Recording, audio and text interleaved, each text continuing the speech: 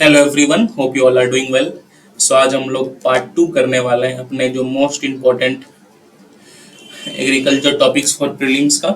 जो हमारा most important agriculture topics prelims के लिए जो हम लोग वीडियो बना रहे हैं उसके पार्ट 2 को आज हम लोग करने वाले हैं। We have already discuss crops वगैरह को डिस्कस कर लिया हमने, एग्रीकल्चर के कुछ डाटा बेस थे वो सब कुछ ये सारी चीज़ें हमने डिस्कस कर लिया है। तो if you have not seen the part 1 so please visit and see the part 1 first, और उसके बाद पार्ट 2 फॉलो करो। और जहाँ बात रही इसकी ये हैंडआउट की, तो मैंने I have shared it in the Telegram पे मैंने इसको शेयर कर दिया है। And you can join the Telegram channel by visiting to the visiting to the link that is pinned in the comment section. जो कमेंट सेक्शन में link pinned है, आप उस लिंक के थ्रू टेलीग्राम चैनल पे जा सकते हो। वहाँ आपको पहली वीडियो की लिंक भी मिल जाएगी और जो ये मैंने हैंडआउट डाला हुआ है वो भी आपको मिल जाएगी। So this is going to be very important for you. जैसे कि I have told you previously also कि अराउंड जो है 6 to 7 question every year agriculture से आता है। अराउंड एटलीस्ट 5 तो विल कम, बिकॉज KIOS की साथ सिमिलर मतलब साथ ही प्रीलिम्स हो रही है दोनों के। तो इन्वायरमेंट एग्रीकल्चर क्वेश्चन काफी इंक्रीज हुआ है इन पिछले कुछ सालों में। तो 6 to 7 5 question at least you can expect from agriculture. And 70 to 80% I am guaranteeing you that अगर आप ये अच्छे से कर रहे हो, जो मैं बता रहा हूँ फॉलो कर लो, तो you will be able to do. मतलब हाथ में आप 5 क्वेश्चन तो आसानी से बना लोगे। 1-2 क्वेश्चन यूपीएससी देगी which will not be easy to do, but at least आप 70-80% क्वेश्चन, अगर आप 8 क्वेश्चन है उसमें 5-6 बना सक रहे हो तो that is very good for UPSC prelims perspective. Okay, so let's start today session. तो आज जो हम लोग यहाँ से शुरू करने वाले हैं that is important terms in agriculture. तो ये पार्ट 2 रहेगा और I am trying to part 3 या पार्ट 4 तक सब कुछ बता दूं। और आप हैंडआउट से रिवीजन करते रहो, जो हाईलाइटेड पॉइंट्स है उसको आप लोग ध्यान से देखो, ज्यादा डीप में जाने की जरूरत नहीं है, ठीक है। So let's start. तो व्हाट इज रैटूनिंग? तो ratooning is the practice of growing a crop for establish of previous crop without replanting. तो रैटूनिंग क्या है? जो प्रीवियस क्रॉप का हमारा, जैसे शुगर केन में आप देखो तो रैटूनिंग हम लोग करते हैं। जो प्रीवियस क्रॉप्स का स्टेबल्स है उसको हम लोग यूज करते हैं और रीप्लांट नहीं करते। तो जनरली आप क्या ध्यान रखना है कि रैटूनिंग किस किस क्रॉप्स में दिख के आता है? Sugarcane, banana, plantains, forest crops etcetera. Sugarcane में सबसे मोस्ट कॉमन एग्जांपल है आपको शुगर केन में you can see high use of ratooning. सबसे most common example of ratooning is sugarcane. Banana में भी होता है पर और सारे क्रॉप्स में होते हैं। तो अगर आप यूपीएससी ऐसा स्टेटमेंट में भी दे सकते हैं कि that ratooning is practised only in sugarcane, तो ये ध्यान रखना कि नहीं और सारे क्रॉप्स में होते हैं। शुगर केन में मोस्ट कॉमनली आपको देखने को मिल जाएगा। और यहाँ तक it is also used in rice, sorghum, pigeon pea. तो अगर हो सकता है वो ऐसे भी दे दे कि ratooning can't be practised in rice, तो ये भी स्टेटमेंट गलत है। Next term which we need to know that is multi tier cropping. देखो मल्टी टाइल क्रॉपिंग क्या होता है? इसको मल्टी स्टोरीड क्रॉपिंग भी बोलते हैं। इसमें क्या होता है? डिफरेंट हाइट्स के प्लांट्स को हम लोग लगाते हैं। समझ लो this is 1 plant, this is the second plant, this is the third plant. तो जो डिफरेंट हाइट्स के प्लांट को हम लोग एक साथ अरेंज करके लगाते हैं, that is the practice of growing plants of different heights in the same field at the same time, that is known as multi-tier cropping और multi-storied cropping और multi-layer cropping भी इसको बोलते हैं। फॉर एग्जाम्पल आप देख सकते हो यहाँ cotton, coffee, black pepper, sugar cane, mustard, potato, ये सबको एक साथ लगा सकते हैं। कॉटन, कॉफी, ब्लैक पेपर को एक साथ लगा सकते हैं। शुगर केन, मस्टर्ड और पोटैटो को एक साथ लगा सकते हैं। इससे कुछ बेनिफिट्स भी हैं कि जो आपका पर यूनिट एरिया जो है प्रोडक्टिविटी बढ़ जाएगा, इनकम बढ़ जाएगा। तो these are simple ones, you please do see it in the handout. Secondly अब बढ़ते हैं कॉन्टूर और टेरेस फार्मिंग की तरफ। देखिए दोनों हम सब जानते हैं कि स्लोप्स पे प्रैक्टिस किया जाता है। तो मेजर डिफरेंस क्या है? जो कॉन्टूर फार्मिंग की स्लोप होती है वो is lower as compare to terrace farming. तो टेरेस फार्मिंग की स्लोप जो it is more steeper as compare to contour farming. और टेरेस फार्मिंग में हम लोग क्या करते हैं? देखो इस तरह से टेरेसेस बना देते हैं, ठीक है, इन द स्लोप। पर कॉन्टूर फार्मिंग वाला मेजर का फ्लो करना है, क्योंकि ये रहता है तो यहाँ पे हमने फ्लो कर दिया तो इक्वल हो गया, यहाँ पे थोड़ा फ्लो कर दिया, यहाँ पे फ्लो कर दिया, तो दिस इज कॉन्टूर फार्मिंग। तो ये ध्यान रखना। टेरेस फार्मिंग हम लोग स्टेप्स बनाते हैं और कॉन्टूर फार्मिंग जनरली ये अक्रॉस द स्लोप होता है, पर the steepness of the slope in contour farming is lesser as compare to terrace farming. ये इंपॉर्टेंट चीजें ध्यान रखना। नेक्स्ट देख लो, ड्राई फार्मिंग न्यूज में है, ठीक है, that is less than 75 centimetre per annum. Dry farming वो उस एरिया में होता है जहाँ रेनफॉल 75 सेंटीमीटर से कम है, ठीक है। ड्राईलैंड फार्मिंग क्या है? That is above 75 centimetre. ये देखो ध्यान रखना है टर्म्स को। Dry farming less than 75 centimetre, dry farming above 75 centimetre, और जब ये अबव 115 सेंटीमीटर हो जाए तो that is known as rainfed. तो मतलब 75 से 115 के बीच क्या बोलते हैं हम लोग, dry, sorry dry land, dry that is less than 75, dry land between 75 and 115 and rainfed more than 115। ये ध्यान रखना क्योंकि तीनों काफी कंफ्यूजन हमसे तो कभी कभी कंफ्यूज होते हैं, dry land farming rainfed farming हम सबको एक साथ यूज करते हैं। तो this is the major difference. और ये जो ऑफिशियल डाटा है ऑफिशियल साइट्स पे आप TNU के वगैरह साइट्स पे देख सकते हो, तो वहां पे ये ऐसा नहीं कि कुछ भी मैंने बोल दिया, ठीक है। तो अगर ये 120 दिया जाएगा तो गलत हो जाएगा, ठीक है। नेक्स्ट, मिक्स्ड क्रॉपिंग और इंटर क्रॉपिंग। देखो दोनों के बीच डिफरेंस जानना काफी जरूरी है क्योंकि दोनों में क्या होता है कि हम लोग एक साथ 2 या 2 से अधिक क्रॉप लगाते हैं। मिक्स्ड क्रॉपिंग में भी हम लोग एक साथ 2 या 2 से अधिक क्रॉप लगाते हैं और इंटर क्रॉपिंग में भी 2 या 2 से अधिक लगाते हैं। लेकिन जो major difference is the pattern. जो मिक्स्ड क्रॉपिंग है उसमें कोई डिफिनिट पैटर्न नहीं। हम लोग इसमें करते हैं, मान के चलो कहीं पे एक सारे सीड्स को हम लोग मिक्स करके ऐसे नॉर्मली फिर मतलब ब्रॉडकास्ट कर देते हैं अपने फील्ड में, मतलब नॉर्मली छिड़क देते हैं अपने फील्ड में। बट इंटर क्रॉपिंग में क्या है कि डिफिनिट रो रहेगा, मान के चलो 2 रो किसी एक क्रॉप का है, फिर 1 रो किसी बी क्रॉप का है, फिर 2 रो किसी एक क्रॉप का है, फिर 1 रो बी क्रॉप का है, ऐसे करके डिफिनिट अरेंजमेंट रहता है। पर मिक्स्ड क्रॉपिंग में कोई डिफिनिट अरेंजमेंट नहीं रहता, कोई रो अरेंजमेंट नहीं रहता, ठीक है। देखो और इसको जनरली हम लोग मिक्स क्रॉपिंग कब करते हैं, जब हमें लगता है कि भाई अब ड्राई कंडीशंस चल रहे हैं, क्रॉप फेलियर का चांसेस अधिक है, तो हम लोग जनरली 2-3 क्रॉप्स को मिक्स करके छिड़कते हैं ताकि अगर फेलियर भी हो तो अगर 3 में कोई एक क्रॉप फेल भी हो गया, अगर 2 क्रॉप ठीक से चल भी गया तो we will have a kind of the subsistence हमारा चल जाएगा।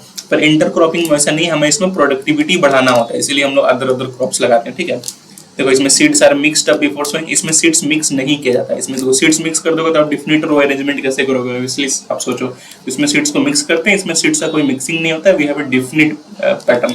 इसमें फर्टिलाइजर्स पेस्टिसाइड्स ये सब उतना ज्यादा यूज नहीं होता है, बट इसमें देख सकते हो fertilizers pesticides as well as जो मैकेनिकल एप्लीकेशन है वो ज्यादा ईजी होता है और ज्यादा यूज होता है, तो ये ध्यान में रखना। तो मिक्स्ड फार्मिंग और मिक्स्ड क्रॉपिंग में क्या डिफरेंस है।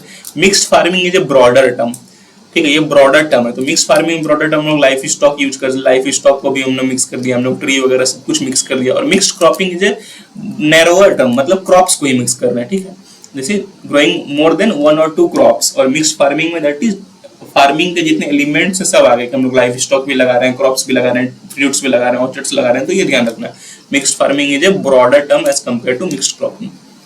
उसके बाद देखो humus is partially digested organic material left in the soil. जो ह्यूमस का जो पार्शियली डाइजेस्टेड ये है वो उसको ह्यूमस कहते हैं। It is available for plant to use, ये ध्यान रखना, ठीक है। Humus ranges from 2 to 10% where it is up to 90% in peaty soil. General soils में 2 से 10% होता है, पर in peaty soils the percentage of humus is up to 90%। तो this is you need to know. Next, green manure. तो देखो green manuring आखिर होता क्या है, सिंपल टर्म्स को समझो। तो ग्रीन मैन्यूरिंग क्या होता है, जैसे मान के चलो हमारा कोई एक क्रॉप है, ठीक है, मान के चलो हमने इस तरह से क्रॉप लगाया, ठीक है, और जब प्लो किया तो इसी क्रॉप के ऊपर प्लो कर देता है कि क्रॉप सॉइल में मिक्स हो जाए। अब इसी तरह लीफ मैन्यूरिंग होता है, जो ग्रीन लीव्स रहते हैं हम लोग उसको फील्ड में डाल देते हैं और उसके बाद उसके ऊपर हम लोग प्लो कर देते हैं। तो जो भी बायोलॉजिकल कंपोनेंट्स हैं, जो ग्रीन पार्ट्स हैं स्टेम्स हैं, जब वो सारे ये हो जाते हैं that is known as green manuring. तो कुछ क्रॉप्स को हम लोग जनरली ग्रीन मैन्यूरिंग के लिए लगाते हैं, जैसे सनहैम्प, ढाइचा is very common example, cluster bean, खेसारी, कॉफी। तो these are some of the common crops used in green manuring, जिसमें कि हम लोग वो प्लांट को लगाते हैं फिर उसको प्लो कर देते हैं उसी के ऊपर ताकि वो सॉइल में अच्छे से मिक्स हो जाए। Next we have vermicompost. We all know what vermicompost is, that is earthworm से ये बनता है। और मिक्स्ड जो अर्थवर्म से जनरली ज्यादा इसमें डीप जाने की जरूरत नहीं है। Vermi compost that is compost जिसमें कि अर्थवर्म के एलिमेंट्स रहते हैं, दैट इज अर्थवर्म। जैसे कुछ हमारा ये वेस्टेज है उसको हमने अर्थवर्म डाल दिया, तो अर्थवर्म जो किसी वेस्टेज पे फीड करके जो एक्सक्रीट करता है that is known as vermicompost. Biofertilizers. तो बायो फर्टिलाइजर्स का जो भी हमारे मैक्रोबियल इनोकुलेंट्स है, तो बायोलॉजिकल एलिमेंट्स है, उसको जब हम लोग फर्टिलाइजर में यूज करते हैं those are known as biofertilizers. तो बायो फर्टिलाइजर्स के बेनिफिट्स हम देखो, बैक्टीरियल बायो फर्टिलाइजर्स राइजोबियम हो गया, जोटोबैक्टर हो गया, जोस्पिलम हो गया, फॉस्फोबैक्टीरिया हो गया, फंगल बायो फर्टिलाइजर्स में मैक्रोजिया हो गया, एल्गल में आपका ब्लू ग्रीन एल्गी हो गया, जोला हो गया, एसिडोमाइटिस में फ्रैंकिया हो गया। So these are the common things about biofertilizers. कुछ यूज वगैरह है, सॉरी कुछ उसके ये कुछ बायो फर्टिलाइजर्स के बारे में और कुछ उसके बेनिफिट्स हैं, आप देख लेना, पहले डिटेल में जाने की जरूरत नहीं, बस आप टर्म्स को समझो, ठीक है, then you will able to nicely answer the question. देखो डीप टिलेज, इसके बारे में मैंने कुछ ऐसा किया नहीं। डीप टिलेज क्या है, देखो मिनिमम टिलेज जब आप काफी कम लेस अमाउंट ऑफ टिलेज करो। डीप टिलेज क्या, जब आप डीप तक जाकर के सॉइल में टिलेज करो ताकि जो भी अंदर हार्ड पेन्स वगैरह सब सॉइल में बनने में तो वो ब्रेक हो जाए। तो this is what deep tillage. Types of tillage है देखो, preparatory cultivation, after cultivation, that is cultivation से पहले एक करते हैं तो दीज आर द टाइप्स।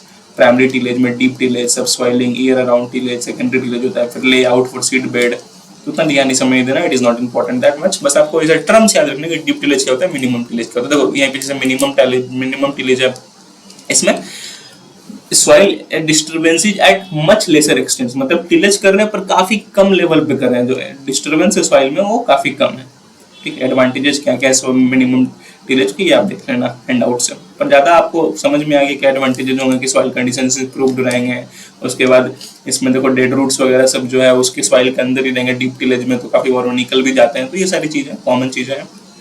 कुछ डिसएडवांटेजेस भी है वो आप देख लेना, जैसे कि यहाँ पे वीड्स की प्रॉब्लम काफी होती है, क्योंकि वीड्स के बीच तो रूट्स वगैरह उसमें रहते हैं, हम लोग मिनिमम टिलेज के तो बाद में वीड्स वगैरह ग्रो कर जाते हैं। उसी तरह जीरो टिलेज है, तो जीरो टिलेज क्या है, extreme form of minimum tillage, that is एकदम बहुत ही कम टिलेज, ना के बराबर टिलेज, जैसे होता है जीरो टिलेज। जीरो टिलेज में ऐसा नहीं कि एकदम बिल्कुल नहीं होगा tillage, tillage can be done but at the very minimal level. Okay, तो ये ध्यान में रखना। उसका स्टेबल मल्च टिलेज, इसमें क्या होता है, जो स्टेबल मल्च होता है हम लोग को, ठीक है, उसको हम लोग यूज करते हैं टिलेज करने के बाद, उसको हम लोग टिलेज में मिक्स कर देते हैं, जो भी हमारा मल्च वगैरह होता है। इससे क्या होता है कि मॉइस्चर वगैरह सब कंजर्व होता है। मान के जो उन्होंने सॉइल में स्टेबल मल्च को मिक्स कर दिया, उसका कवर भी कर दिया, मल्चिंग को तो आप सब जानते हैं। तो that is what stable mulch tillage, it moisture वगैरह कंजर्व करने के लिए ऑर्गेनिक मटेरियल वगैरह सॉइल में इसमें बढ़ जाती है। नेक्स्ट कंजर्वेशन टिलेज, जो भी कोई मिनिमम टिलेज जो हम लोग कर रहे हैं that is also conservation tillage. अच्छा, इतना minimum tillage, zero tillage, conservation tillage का कॉन्सेप्ट क्यों आ रहा है? बिकॉज टिलेज से क्या होता है, सबसे पहले तो सॉइल इरोजन बढ़ जाता है, ठीक है। सेकेंडली, जो सॉइल के अंदर कार्बन स्टोर्ड है वो रिलीज जाता है, तो it can also lead to release of carbon stored in the soil. इसीलिए हम लोग प्रैक्टिसेस पे डेवलप कर रहे हैं, जैसे conservation tillage, minimal tillage, zero tillage, which are more environmental friendly. अब देखो ये ध्यान रखना, ठीक है, इंटरेक्शन के बारे में मैंने यहाँ पे डाल दिया हुआ है, इट कुड बी क्वेश्चन, ठीक है। म्यूचुअलिज्म में क्या होता है, जिसमें दोनों को बेनिफिट हो। कमेंसलिज्म क्या होता है, जिसमें एक को बेनिफिट हो और एक को कुछ भी फर्क ना पड़े। और पैरासिटिज्म क्या होता है, मतलब एक को बेनिफिट हो रहा है और एक को हार्म हो रहा है, तो ये ध्यान रखना, ठीक है। म्यूचुअलिज्म, कमेंसलिज्म, पैरासिटिज्म, ठीक है। जैसे देख लो एग्जाम्पल, आप म्यूचुअलिज्म की एग्जाम्पल क्या है, सी एनोमोन, क्लाउन फिश, अभी जैसे हमारा क्या बोलते हैं उसको, हमारा, अरे यार, जो कोरल्स है, सॉरी ध्यान से निकल गया था, ये मुंह में नहीं, मतलब it was in my heart but it was not coming up to the lips. तो corals are the best example of mutualism. Commensalism के एग्जांपल देख लो, वेल और बार्नकेल। यहाँ बार्नकेल क्या था, वेल के ऊपर चिपक जाता है, इसमें वेल को कोई इफेक्ट नहीं पड़ता है, बट बार्नकेल को इफेक्ट, उसको हेल्प मिल जाता है। उसी तरह डॉग के ऊपर टिक है तो डॉग को, अब देखो पैरासिटिज्म और प्रीडेशन में एक डिफरेंस है, ये आप समझना जरूरी है। पैरासिटिज्म में क्या है कि यहाँ पर भी हम लोग हार्म कर रहे हैं और दूसरा एनिमल को, जो भी है, दूसरे ऑर्गेनिज्म को हार्म कर रहे हैं, बट वहां पे क्या है कि it is not leading to it death. अगर कोई टिक किसी डॉग पे बैठ करके उसका ब्लड सक कर रहा है तो it is not leading to its death. लेकिन प्रीडेशन में क्या है, 100% श्योरिटी कि उसका डेथ हो गया। If tiger is feeding on some animals तो the tiger is 100% killing that animals, but parasitism में it is not necessary to kill the animal. अब टिक बैठा हुआ है वो तो काफी साल से डॉग का ब्लड सक कर रहा है, लेकिन उससे डॉग की मृत्यु नहीं हो पा रही है। तो एग्रीकल्चर हेरिटेज साइट्स न्यूज में थी तो मैंने मेंशन कर दिया, it is given by FAO, ठीक है। There are 62 agriculture heritage site in 22 countries. India में देखो 3 एग्रीकल्चर हेरिटेज साइट है, वो तीनों जान लो आप। एक है पंपोर, जम्मू एंड कश्मीर में, it is known for saffron cultivation. We have Koraput in Odisha, it is known for traditional agriculture. And we have Kuttanad in Kerala, that is below sea level farming. ये तीनों इंपॉर्टेंट है, ध्यान रखना। Okay, Pampore Jammu and Kashmir for saffron, Koraput in Odisha for traditional agriculture and Kuttanad in Kerala for below sea level farming. Next, anthrax news में तो ज्यादा detail में नहीं जानना, बस ध्यान रखना कि anthrax is a fatal disease of cattle, cattle का डिजीज है and it is by bacteria से होता है। और ये सारे कैटल, शिप्स, गोट्स में जनरली आपको देखने को मिल जाएगा। उसी तरह फुट एंड माउथ डिजीज भी एक highly communicable disease of cattle ही है। उसी तरह रिंडर पेस्ट डिजीज भी, पर रिंडर पेस्ट क्या है, एक वायरल डिजीज, ये ध्यान रखना, ठीक है। Rinder paste is a viral disease of A cattle, ठीक है। कैटल बफेलो जनरली ज्यादा डिटेल में नहीं जाना, बस आपको टर्म समझ लें। फिर लंपी स्किन डिजीज भी काफी 1-2 साल पहले न्यूज में था, काफी बड़ा था। It is also a viral disease of cattle, ठीक है। And it is transmitted by blood feeding insects, जो मॉस्किटोज हो गए, फ्लाइज हो गए, उनसे इसको ट्रांसमिट होता है। And it is not zoonotic, it is important. ये यहाँ पे आपको कंफ्यूजन हो सकती है कि simply UPSC will give a question that lumpy skin disease is a bacterial disease. Lumpy skin disease is transmitted by flies and mosquitoes, and lumpy skin disease is zoonotic disease. What will be the answer? Only one, because it is not zoonotic and it is not bacterial, it is viral. Bacterial क्या है हमारा? Bacterial में anthrax is bacterial and foot and mouth rinderpest and lumpy skin are viral. और ये क्या है? Lumpy skin zoonotic नहीं है. आप देख सकते हो लम्प्स आपको देखने को मिल जाएंगे एनिमल्स के स्किन के ऊपर, तो वैसे गोल गोल lumps type, so that is what lumpy skin disease is. फिर ज्योग्राफिकल आइडेंटिफिकेशन काफी चीजों को मिली. तो geographical identification we all know what GI tag is, फिर भी we all know that it is given for quality and distinctiveness. ठीक है, डिस्टिंक्ट होना चाहिए, ऐसा नहीं कि एक ही तरह की चीज पूरे कंट्री में मिल रहा है तो हम लोग ज्योग्राफिकल आइडेंटिफिकेशन दे दिया. मान के चलो कोई एक महाराष्ट्र का मैंगो है फेमस, ठीक है, वहाँ उसको ज्योग्राफिकल इंडिकेशन मिला. जैसे यहाँ से एग्जांपल देख लो, जैसे ये मणिपुरी ब्लैक राइस है, तो it is a distinct taste with a certain area. एक सर्टेन एरिया में ही पाया जाता है, जिसका एक डिस्टिंक्शंस भी आप देख सकते हो, because it has distinction, distinct ये है. ठीक है, तो ये ध्यान रखना. Most GI tag is to UP. UP के पास कितना जीआई टैग है? 75 जीआई टैग, ये ध्यान रखना. And these are the recent GI tags, important GI tags I have mention, आप लोग पढ़ लेना एक बार इसको. ठीक है, they are also covered under article 22 to 24 of TRIPS. ठीक है, विच इज ट्रिप्स के अंदर भी है. ठीक है, और ये पार्ट है उरुग्वे राउंड ऑफ जीएटीटी का भी राउंड. ठीक है, अब सेरीकल्चर के बारे में यहाँ पे मैंने कुछ बता दिया, वो आप लोग ध्यान रखो. दैट इज इंडिया के पास all 5 types of silk produce करता है इंडिया. ठीक है, India can produce all 5 types of silk. Largest producer of silk is China. And India में लार्जेस्ट प्रोड्यूसर कौन सा स्टेट है? कर्नाटका. ये ध्यान रखना. ठीक है, इंडिया में 5 तरह के सिल्क पाए जाते हैं. Largest producer of silk is China, और इंडिया में हाईएस्ट प्रोड्यूसर कौन सा स्टेट है? That is Karnataka. Lotus silk is the costliest silk. ठीक है, ये साउथ एशियन कंट्रीज में आपको जनरली देखने को मिलता है. उसके बाद सीड की बात करें तो इंडियन, अब एग्रीकल्चर इनपुट्स पे हम लोग जाते हैं. ठीक है, कि कौन कौन से इंपॉर्टेंट एग्रीकल्चर इनपुट्स हैं which are needed for farming. इससे भी क्वेश्चंस काफी UPSC has asked in previous year. उसमें सीड से लेकर के फर्टिलाइजर से लेकर के इरिगेशन सबसे क्वेश्चंस आए हैं, तो ये हमें देखना है. तो सबसे पहले seeds, we will start with seeds. तो Indian seed industry is the 5th largest in the world. Okay, growing at the rate of 10 to 12%. काफी हमारा सीड इंडस्ट्री ग्रो कर रहा है. वर्ल्ड एवरेज 5 to 6% है, पर इंडिया की ग्रोथ कितनी है? 10 to 12%. अब देखो सीड और ग्रेन के बीच डिफरेंस क्या होता है. सीड को अगर हम लोग मान के चलो कोई ग्रेन है या मान के चलो कोई सेरल है, उसको अगर हम लोग प्लांटिंग के लिए रखते हैं, दैट इज कि हम लोग उसको अगले साल सो करेंगे, then it is known as seed. और अगर उसको हम लोग फूड के लिए रखते हैं, जिसको हम लोग खाएंगे for food stuff, then it is known as grain. तो this is the common difference between seed and grain. अब देखो there are certain types of seed, nucleus seed, breeder seed, foundation seed. अब जो एग्रीकल्चर ऑप्शन के बच्चे हैं जो हमारे पास एग्रीकल्चर ऑप्शन पढ़ते हैं, उनको तो ये 100% डाटा हो भाई क्या होता है nucleus seed, breeder seed, foundation seed. But general जो बच्चे आप लोग आए हैं, जैसे यूपीएससी के लिए आए हैं, जो प्रीलिम्स के लिए आए हैं, तो उनके लिए मैं कुछ चीजें बताता हूँ important. That is the nucleus seed is the primary seed with 100% genetically and physically purity. और न्यूक्लियस सीड का जो प्रोजेनी होता है that is known as breeder seed. Breeder seed जो ब्रीडर्स जनरली डेवलप करते हैं, इसकी भी 100% ये प्योर होता है. Next we have foundation seeds, इसको ब्रीडर सीड से ऑब्टेन किया जाता है, पर ये ध्यान रखना 100% प्योर नहीं होता है. ये आपको व्हाइट कलर के लेवल में मिल जाएगा.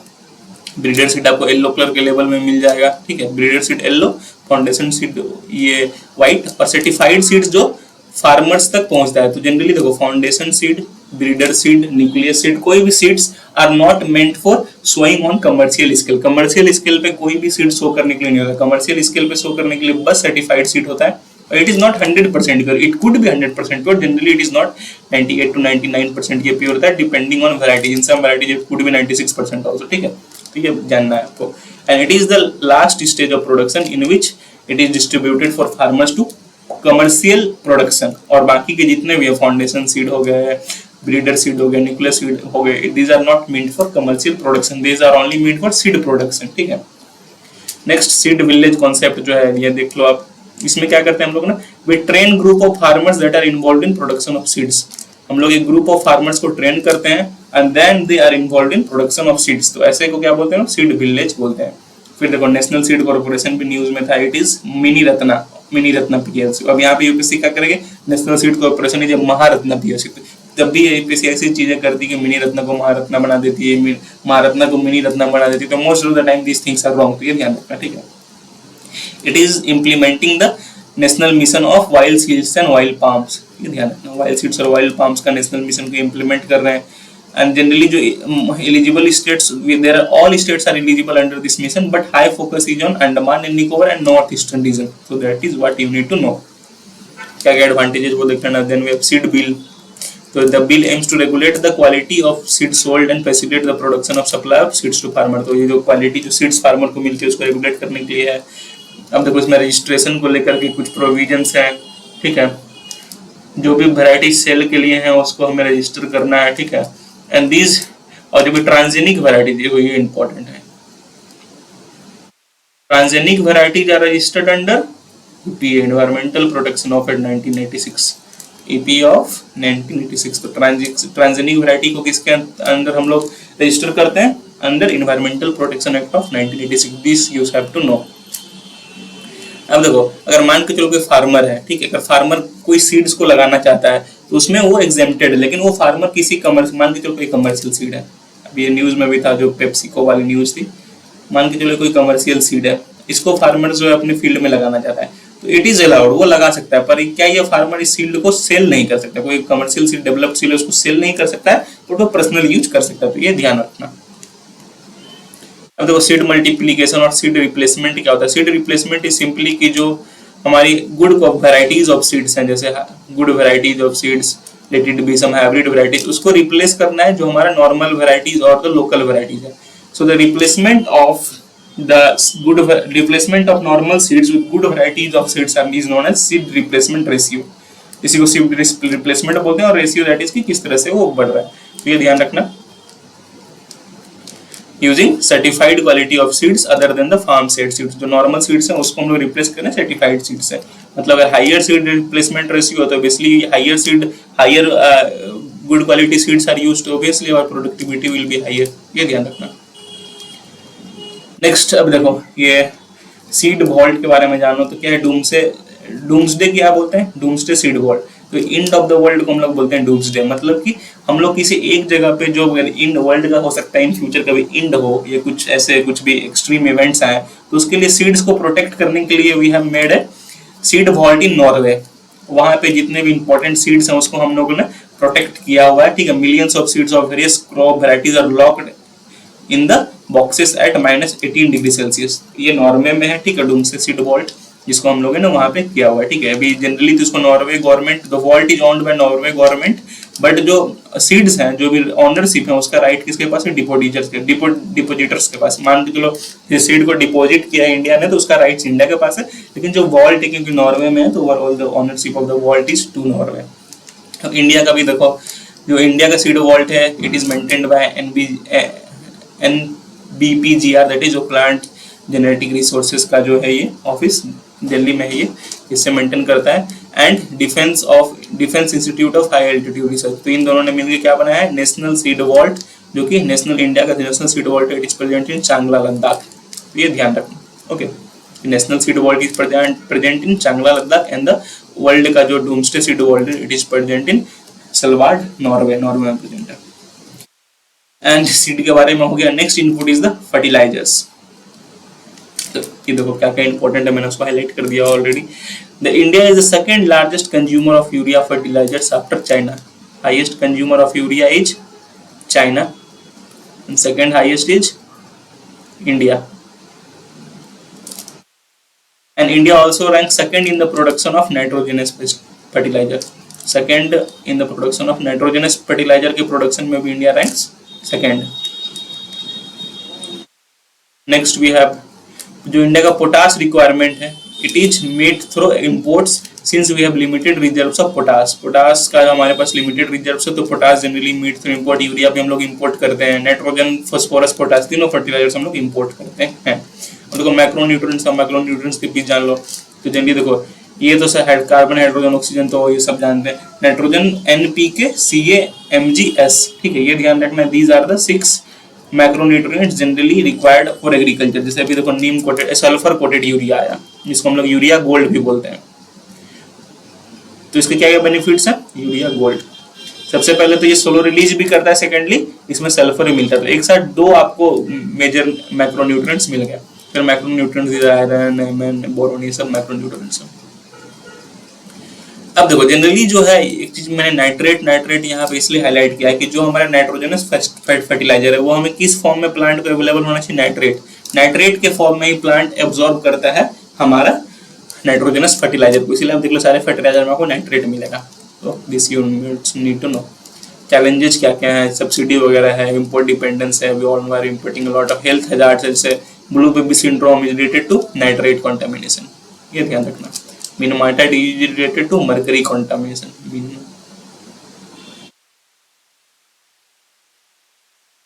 उसी तरह कैडमियम से है, उसी तरह ये सब देखना ना, और ये ब्लू बेबी मीनमाइटाइड ध्यान रखोगे। तो गवर्नमेंट की क्या क्या मेजर्स हैं with regard to fertilisers. So first we have E Urvarak portal, ठीक है, फर्टिलाइजर मैनेजमेंट के लिए ये है, ये ध्यान रखना, ज्यादा डिटेल में नहीं जाना, बस आपको ध्यान रखना चाहिए। E Urvarak portal is related to fertilizer management. तो फर्टिलाइजर जो है एज इंडस्ट्री जो है यूनियन लिस्ट में, पर एट फर्टिलाइजर मार्केटिंग और fertilizer movement is under state list. तो ये इंडस्ट्री यूनियन लिस्ट में, पर जनरली कैसे इसे फर्टिलाइजर मूवमेंट किस में, स्टेट लिस्ट में। उसी तरह agriculture marketing is in state list and agriculture is also in state list, तो ये ध्यान रखना। देन वी हैव प्रधानमंत्री जन उर्वरक परियोजना, और that is known as one nation one fertiliser ONF। इसके अंदर के जो भारत ब्रांड नेम है उसके तहत हम लोग फर्टिलाइजर्स को सेल करेंगे। तो 1/3 जैसे जो 1/3 ऑफ द जो बैग्स हैं उसमें आप कंपनीज जो अपना लोगो वगैरह डाल सकते हैं, बाकी जो 2/3 ऑफ द बैग है उसमें भारत ब्रांडिंग, भारत फर्टिलाइजर्स है उसकी ब्रांडिंग, जैसे Bharat DAP, Bharat MOP, Bharat NPK, Bharat urea, these are the things, ये ध्यान रखना। One nation one fertilisers, so sell fertiliser from the single brand name Bharat, ठीक है, ये इंपॉर्टेंट है, ये ध्यान रखना। Next nutrient based subsidy, that is it is the fertiliser subsidy कैसे मिलता है, इनडायरेक्टली मिलता है। इनडायरेक्टली मतलब कि देखो क्या होता है इनडायरेक्टली, जैसे मान के चलो कि कोई एक कंपनी है, it is manufacturing fertiliser, it is manufacturing urea, और यूरिया का वो मार्केट प्राइस रखती है 40, और गवर्नमेंट को चाहिए कि नहीं 40 को हम लोग को कम करना है, मार्केट प्राइस 20 में बेचना है मार्केट में।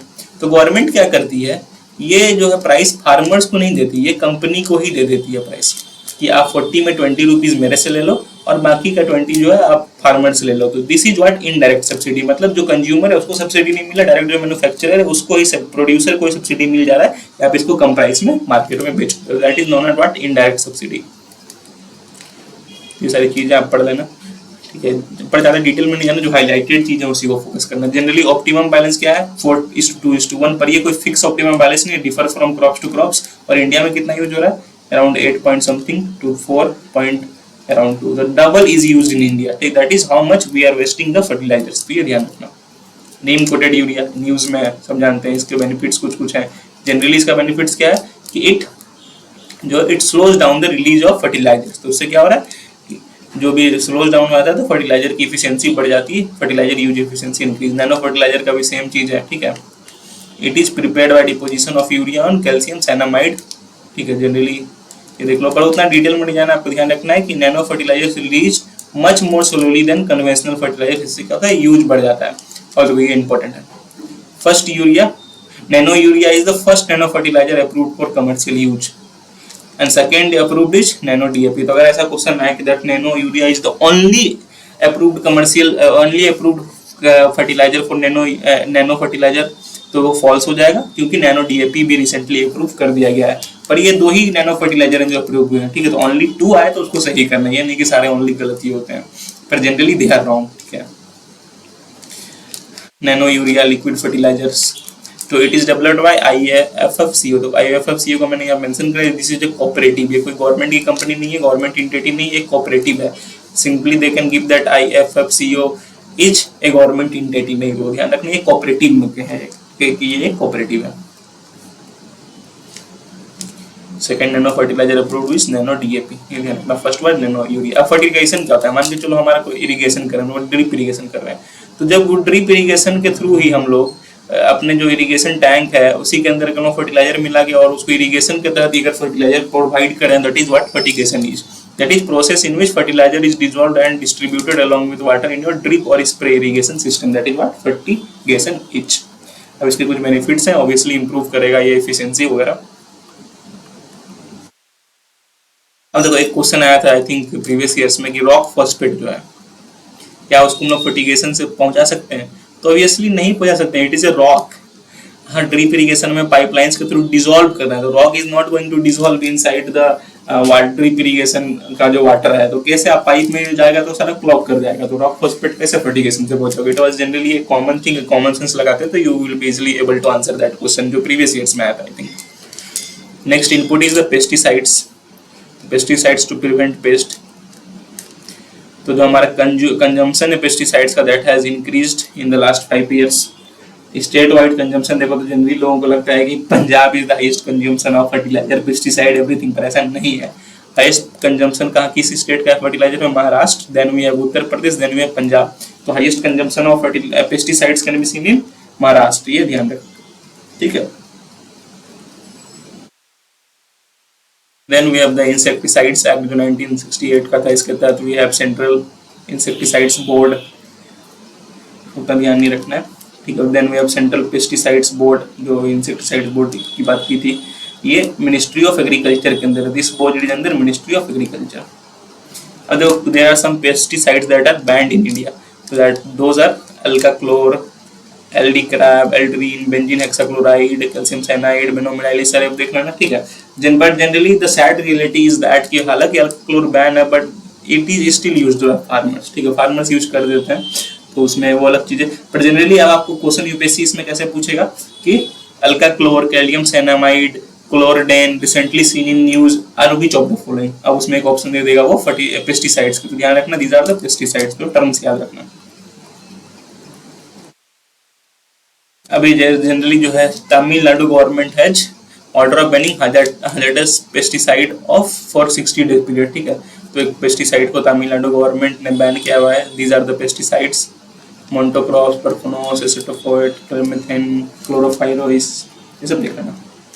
Then we bio pesticide, that is जब हम लोग कोई biological that is micro organism सब का यूज करते हैं जो pesticides, those are known as bio pesticide. For example canola oil and baking soda, baking soda का मैंने एग्जांपल यहाँ पिछले डाला because many will make it wrong कि बेकिंग सोडा कैसे बायोलॉजिकल पेस्टिसाइड हो सकता है, पर ये है, ठीक है। It has the elements of biological, it has biological elements, ये सब देख लेना। जैसे BT हो गया, bacterial थैलेंगेसिस, so it is also biopesticides only because we are using the BT which is bacteria to control the pests, तो ये सब ध्यान रखना। ट्राइकोडर्मा हो गया, these are the some of the common biopesticides। Next we have to do discuss is irrigation, अब irrigation की तरफ जाते हैं। Next input agriculture, input irrigation, तो इरिगेशन तो अगर इकोनॉमिक इससे व्यू से देखें, in overall economy the highest ground water is used under agriculture through irrigation only, ठीक है। पर मोस्ट कंज्यूमिंग इंडस्ट्री के पर्सपेक्टिव से देखें तो मोस्ट कंज्यूमिंग इंडस्ट्री जो कि सबसे अधिक कंज्यूम करती है वाटर को, थर्मल पावर प्लांट्स, ये ध्यान रखना। ओवरऑल पूरे एग्रीकल्चर में की बात करें तो सबसे अधिक वाटर कौन कंज्यूम करता है? एग्रीकल्चर। ओवरऑल इकोनॉमी में सबसे अधिक वाटर कौन कंज्यूम करता है? एग्रीकल्चर। पर इंडस्ट्री में सबसे अधिक कौन कंज्यूम कर रहा है? That is thermal power plants. तो water and irrigation are under state list, ये ध्यान रखना, ठीक है। तो जनरली जो भी हमारा 45% एरिया है around covered through under irrigation.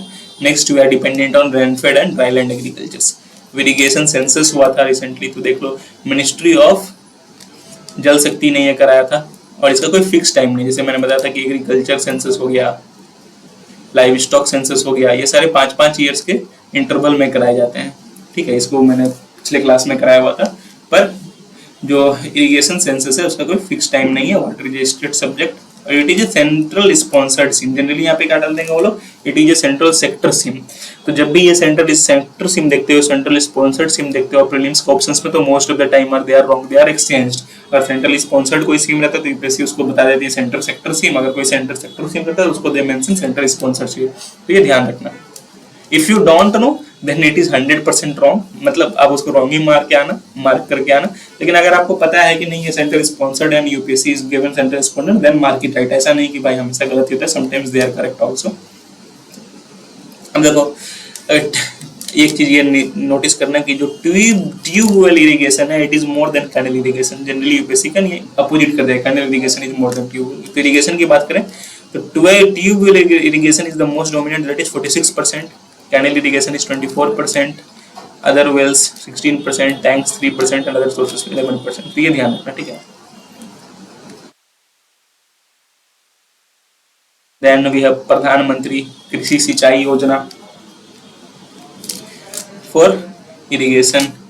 आप लोग ये सब पढ़ लेना, इसके बारे में मैंने यहाँ पे मेंशन किया। जो इम्पोर्टेंट है दैट इज की जो प्रधानमंत्री कृषि सिंचाई योजना है, it is a broader term by merging lot of seems, जो काफी सारे सीम्स को मर्ज करके एक ब्रॉडर सीम के अंदर लाया गया, दैट इज प्रधानमंत्री कृषि सिंचाई योजना। तो अब देखो इसके अंदर क्या क्या मर्ज किया गया, 3 मिनिस्ट्री को मर्ज किया गया है, मतलब 3 मिनिस्ट्री के सीम्स को मर्ज किया गया, that is ministry of agriculture, corporation and farmer development की माइक्रो इरिगेशन प्रोग्राम, फिर मिनिस्ट्री ऑफ जल शक्ति के अंदर ये सारे प्रोग्राम थे, command area programme, RRR, manage irrigation, इन सबको मर्ज किया। रूरल डेवलपमेंट के अंदर हमारा मनरेगा था और इंटीग्रेटेड वाटर सेट मैनेजमेंट था, उसको मैनेज किया। अब देखो यहाँ काफी लोग कंफ्यूज हुए कि भाई प्रधानमंत्री कृषि सिंचाई योजना में मनरेगा है, तो यस इट इज मनरेगा है, because most many water set development के प्रोजेक्ट्स हो गए, कुछ जो वो सारे कंस्ट्रक्शंस होते हैं जो वाटर के, वो मनरेगा के अंदर किया जाता है। तो ये सबको मर्ज करके प्रधानमंत्री कृषि सिंचाई योजना लाई गई। तो this is the most important, इसको ध्यान रखना।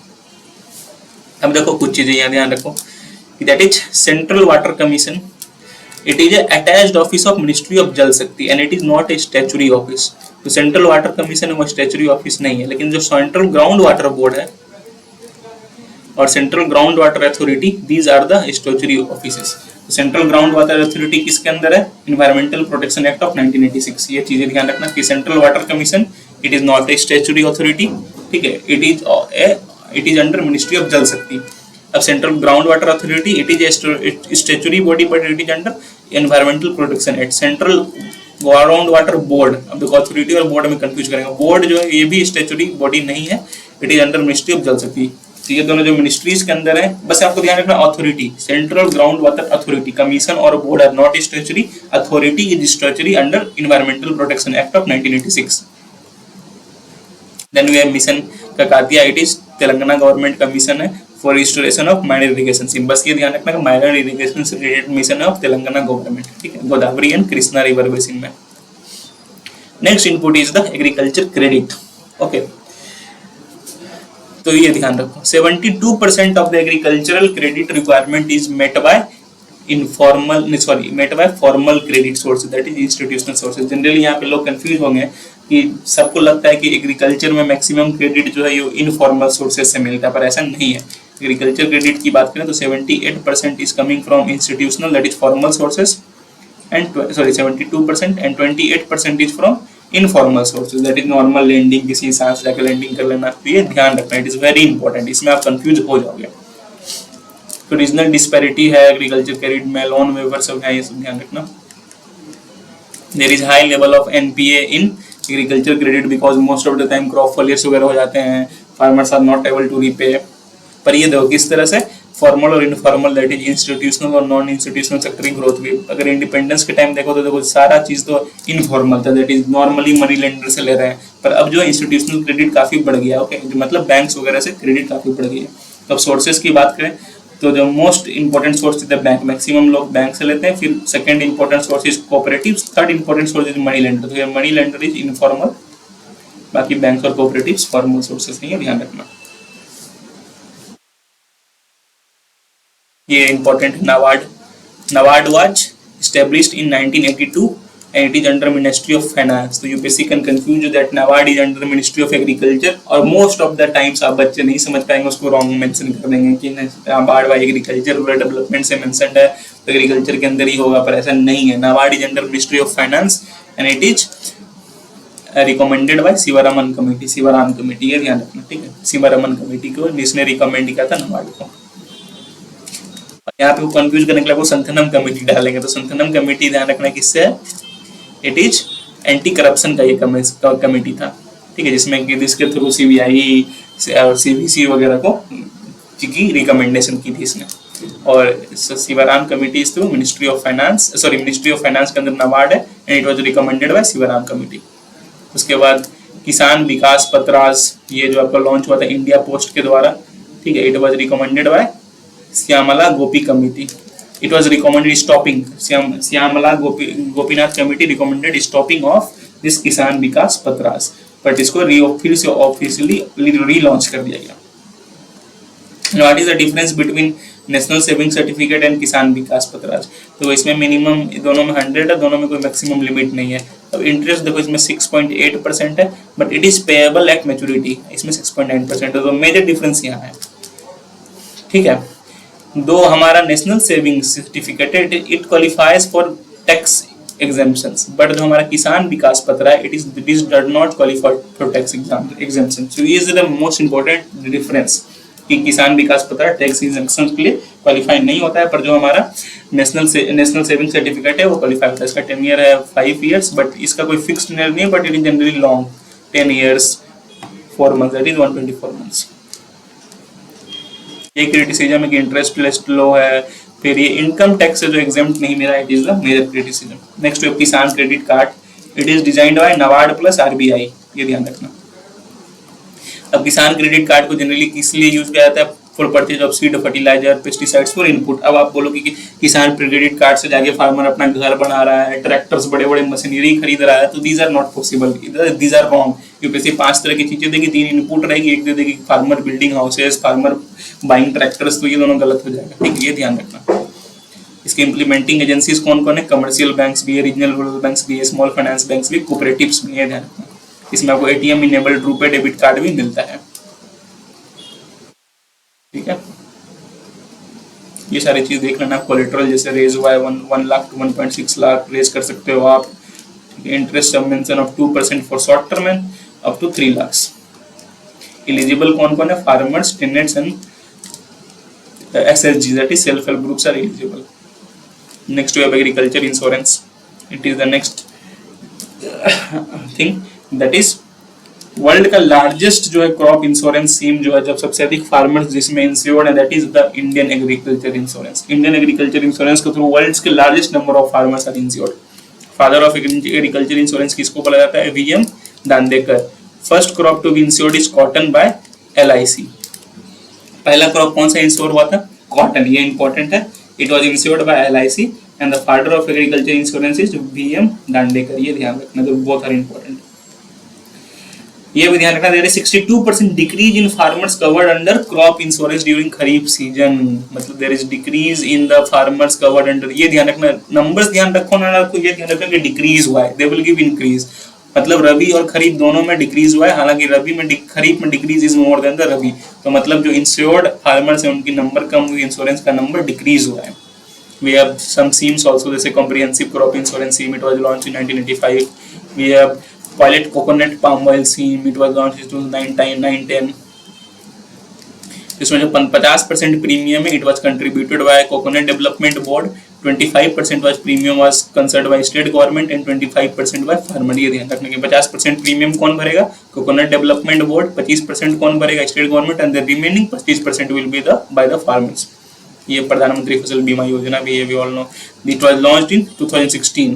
प्रधानमंत्री फसल बीमा योजना was launched in 2016 under Ministry of Agriculture and it has replaced the NAIS and MNAIS। ठीक है, दोनों को इसने रिप्लेस कर दिया गया था। ठीक है, अब देखो इसमें क्या एक चीज ध्यान रखना है, हर एक क्रॉप्स के भी different sums and different interest rate, जिसका 2%, 1.5%, 5%, अलग अलग क्रॉप्स के अलग अलग इंटरेस्ट रेट है। There is no upper limit of government subsidies, okay? Even if the balance premium is 90%, it is borne by the government। तो गवर्नमेंट की subsidy का कोई अपर लिमिट नहीं है।